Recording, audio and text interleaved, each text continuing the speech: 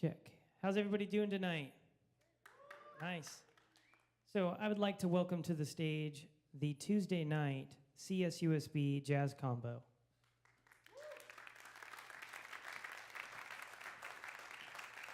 This is a fairly large combo for the term of combos. Combos are usually like quintets and quartets, sometimes up to septets. But here today, I think we've got like 10 or 11 of them. I'm not counting. But yeah, so we're going to have some people kind of switch on and off between songs. Not everybody's playing on every single tune. And I'm also trying not to make this combo night as long as the last one was. I talked a little too much. Guilty. So Dr. Knopp taught me, so yeah, there we go. Enough said. So we have a lot of tunes with this group, which I consider to be jazz standards. And these are the kind of songs that it's kind of a rite of passage for every jazz musicians. These are songs that you could go to a jam session and somebody's going to call and you're going to have to jump up. And that's kind of what my angle was when I chose these pieces for this group, is so that the students here, some of them, this is like their first time in a jazz combo, or maybe this only their second time in it, and so they're still kind of testing the waters. A lot of these students are classical students, but they're just kind of trying out jazz.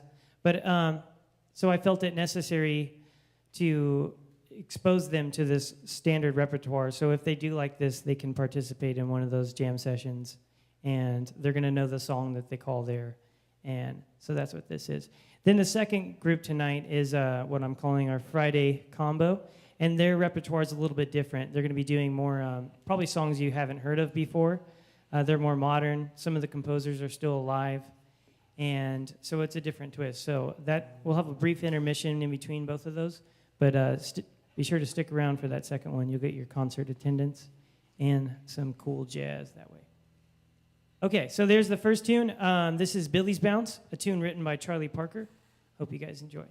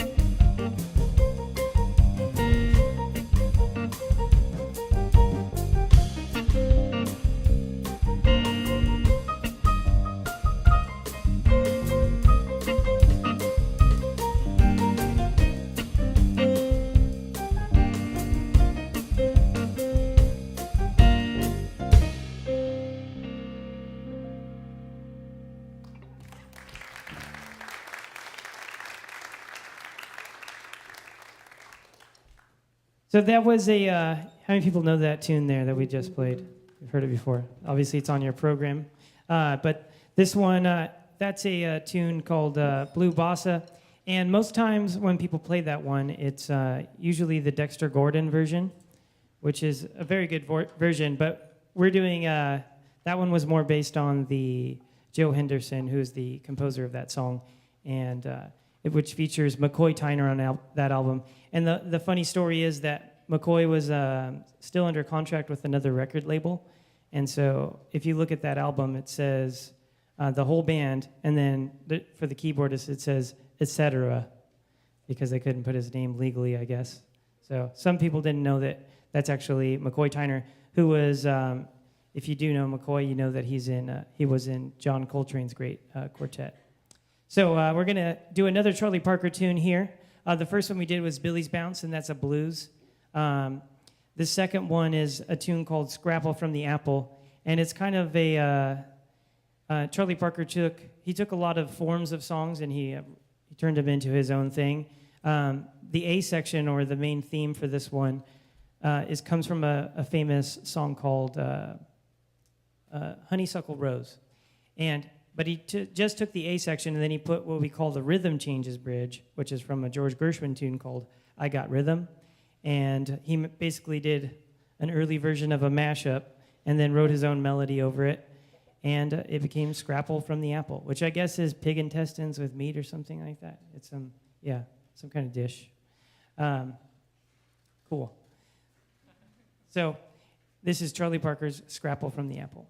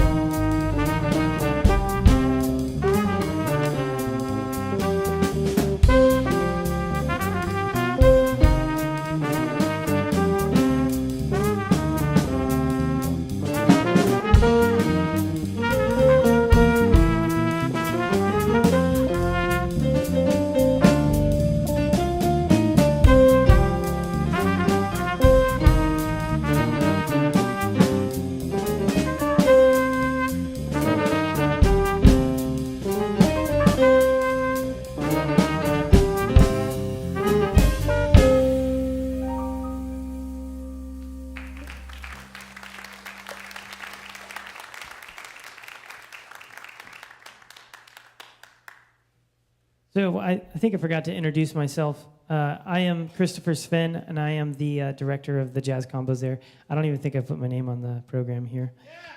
Yeah. Thank you, Mark. I miss you, buddy. That last tune there was Softly as in a Morning Sunrise, and that one's done at a lot of jam sessions. It's it's got a cool kind of vibe to it. This next tune here is also has a very cool vibe to it, taking it all the way down to Brazil, Rio de Janeiro, with the great, infamous Antonio Carlos Jobim. Any Jobim fans in the audience there? No. Okay. Well, you're gonna be turned into Jobim fans after this one. You might actually know this one, but you probably just don't know the name of it. This is probably his most famous composition, and this is The Girl from Ipanema.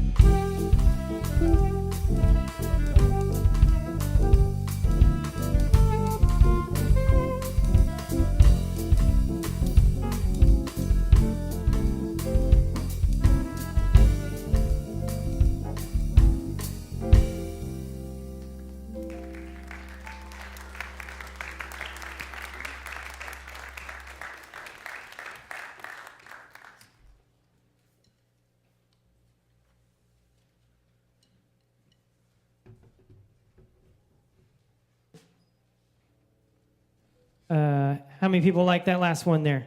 Girl from Ipanema. Yeah. It just sounds like sunshine, doesn't it?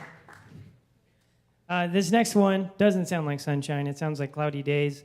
And this one is called Autumn Leaves. This is also a very popular tune.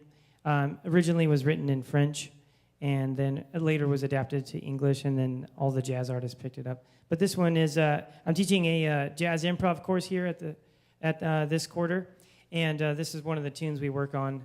It's a great tune to study, and it's pretty much every jazz player has worked with this piece extensively at some time or another.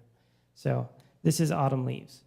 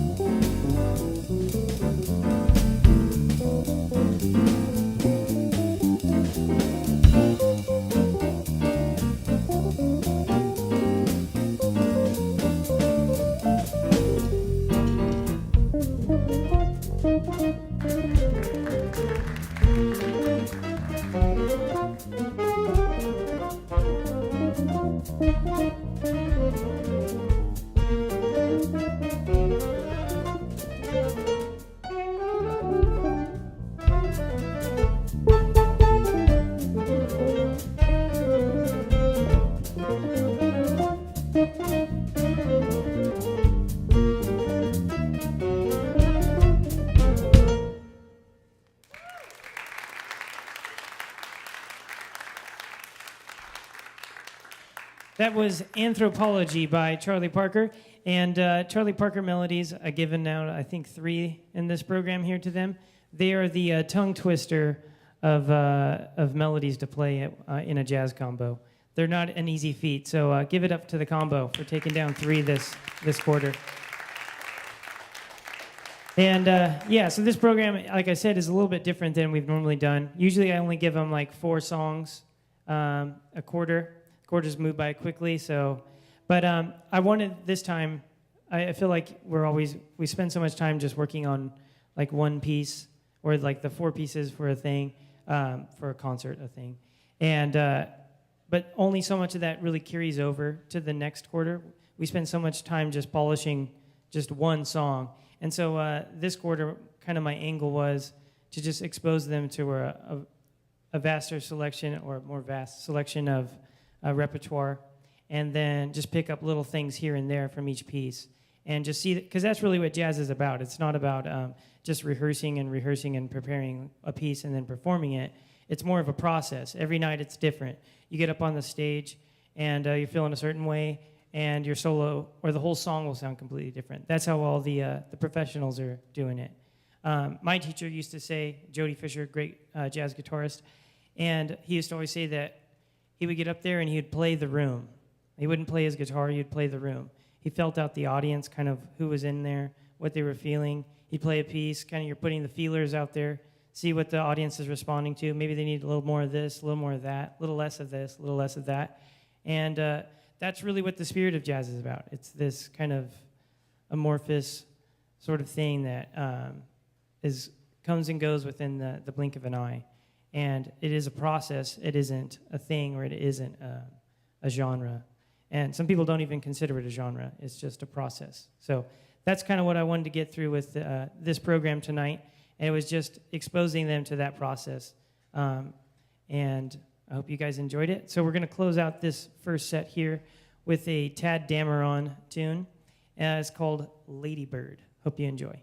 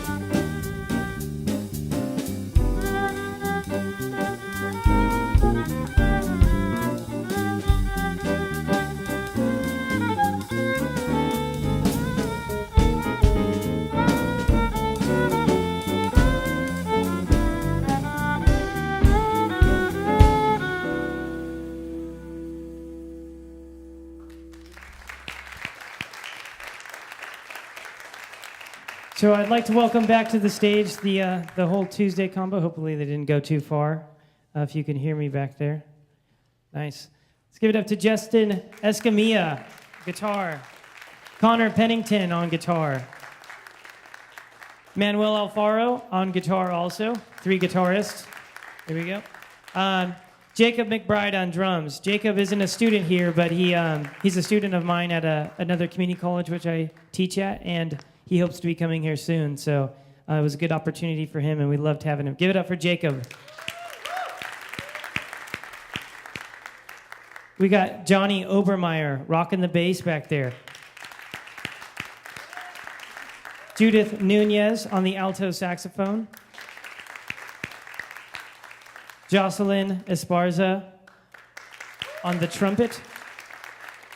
And Juan Dubin Sanchez Ibanez Sanchez, sorry. And I misspelled his name on the program. I apologize to him. He's got like 5 last names, so I'm sorry. And last but not least, our keyboard players. No Joseph. Did he disappear? He's probably warming up for the next set. So we got Ferdinand Torres on the keys.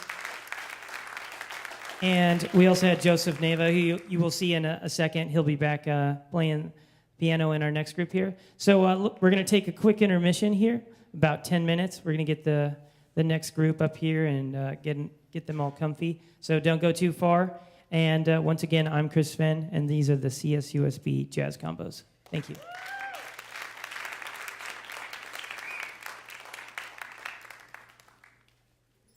So let me introduce here the Friday CSUSB Jazz Combo. We have Joseph returning here on keys, Joseph Nava. Johnny Obermeyer on bass. Also returning is Manny Alfaro on the guitar. And we'd like to welcome to the stage Greg Trujillo on alto saxophone.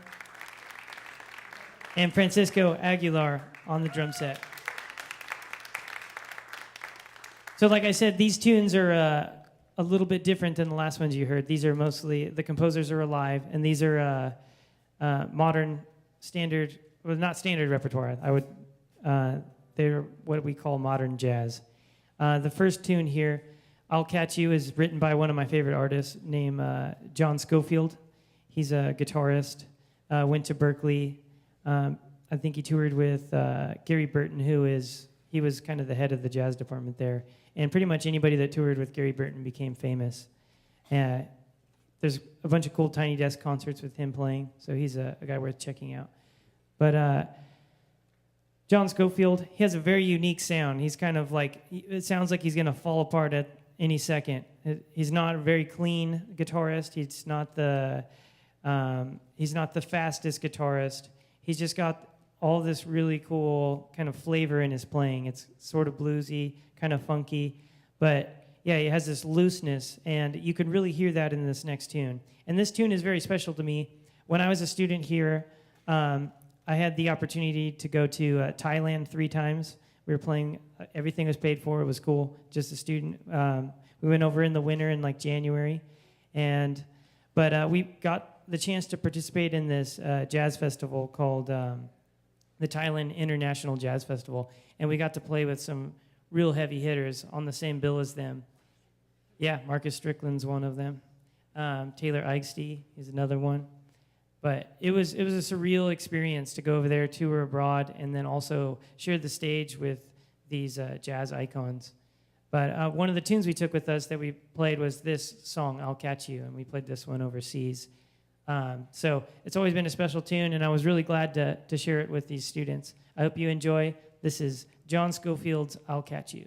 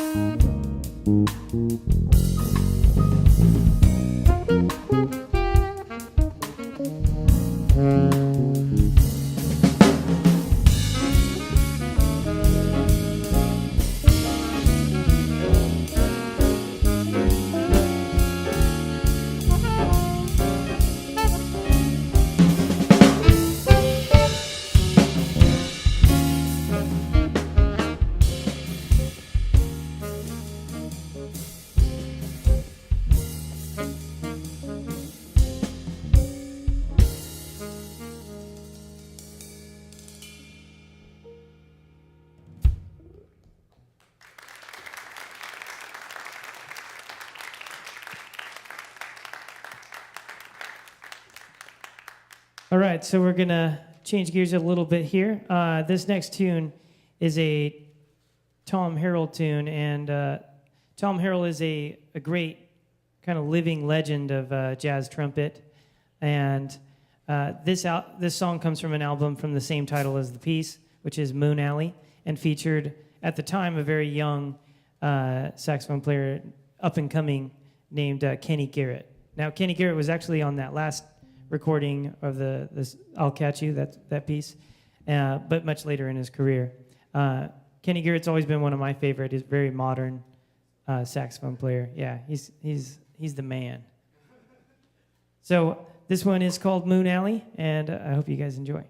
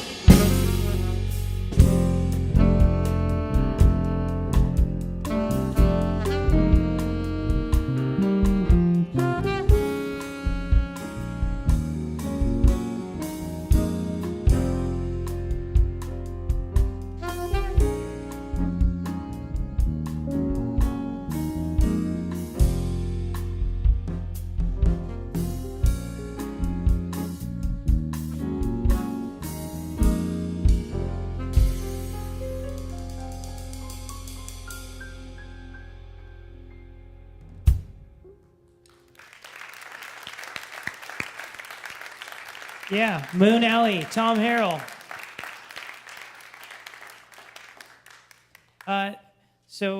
This one is also by a legendary alto saxophone player by the name of Vincent Herring, still alive also. And this one's called Don't Let It Go. This also has, I really love this. Actually, I should give you a little bit of kind of a backstory on or not really a backstory, but some insight. So some of these charts, like we usually read out of what's called like a real book, and it just has a very basic melody written out and the chord changes that go along with it. Pretty bare bones, not much there. But then this other publishing house by the name of Chuck Scher, they kind of stepped up the game, and they meticulously transcribed some of the voicings, and by voicings I mean exactly the notes that the piano player is playing on the recording. Because a lot of them, you could just put a chord symbol, but there's literally hundreds of ways that you could play that one chord symbol. But this, yeah, thank you, Joseph. But this one, they took the time to really go back there and figure out exactly the voicings or the exact notes that they play on the recording. And there's something about the chords in this tune that just really strike me. I love the voicings. It's so powerful and moving. So I hope you guys hear that in here. This is Vincent Herring's Don't Let It Go.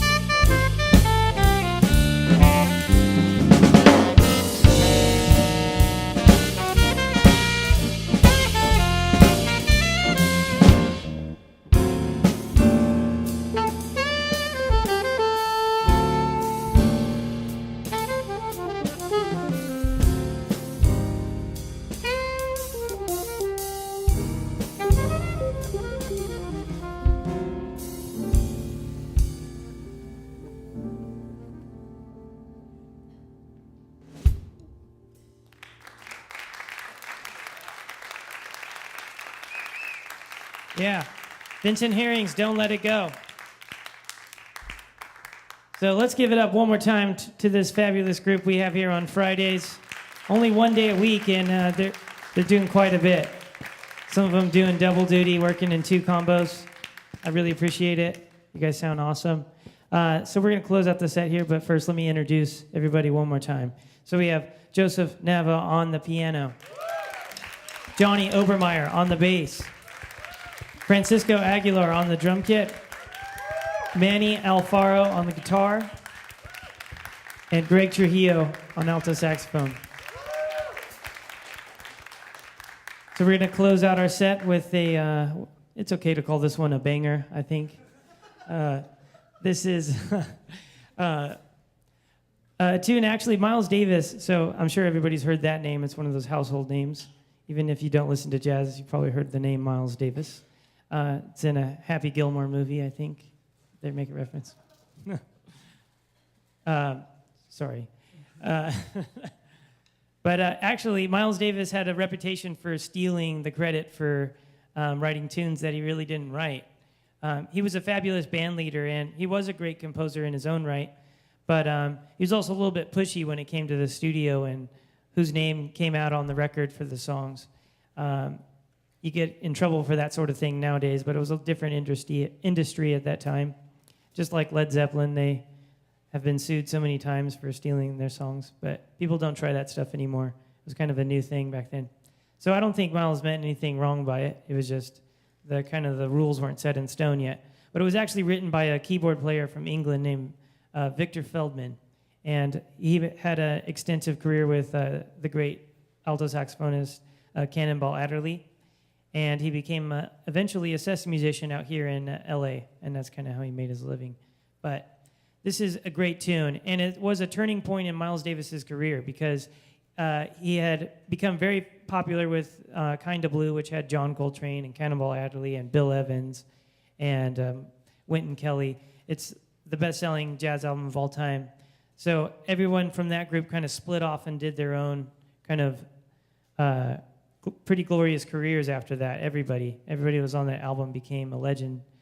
And so Miles was kind of, these people were doing their own thing, and so he kind of wanted to switch it up a bit. And so what he did was he hired a bunch of very young musicians. And one of them was the drummer Tony Williams, who was only 17 when he hired him. And he really revolutionized the way the drum kit is played. It's amazing the things that he did at such a young age. And he had a young keyboard player by the name of Herbie Hancock, who I'm sure you guys have heard. And that's kind of where he got his big break. He wrote a bunch of tunes on his own. And then it had the bass player Ron Carter, who is still alive, and he's a legend on the bass. And they switched around tenor saxophone players quite a bit, but they eventually ended up on Wayne Shorter. But on this album, I believe it was George Coleman that played on this song. So it was written by Victor Feldman, but he quit the band before the song was recorded, and then it was recorded by this new group that Miles had of these young bucks. But that's called the Second Great Quintet, so go check them out if you haven't heard them already. It's pretty amazing, the stuff that they did. And some people don't think the music has changed much or hasn't done anything really worth of note since the mid-'60s. Like, that band raised the bar so high, they pretty much did everything that you could ever want to do. But, so I'm going on, I can go on and on about the Second Great Quintet. So this is called 7 Steps to Heaven, and it's no easy feat to play. So, but I think you guys are going to enjoy it.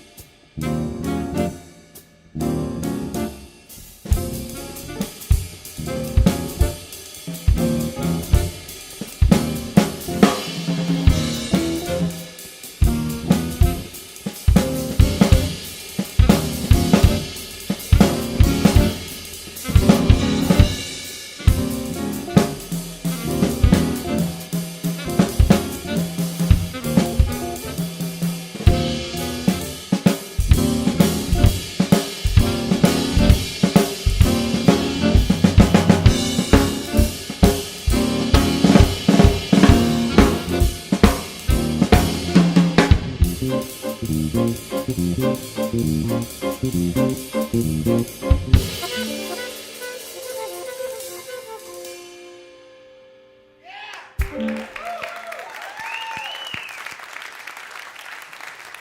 it up one more time for the Friday CSUSB Jazz Combo. That was 7 Steps by Victor Feldman. I'd like to thank you all for sticking around and being such a great audience. Have a safe ride home, and yeah, we'll see you at the next one. Have a good night.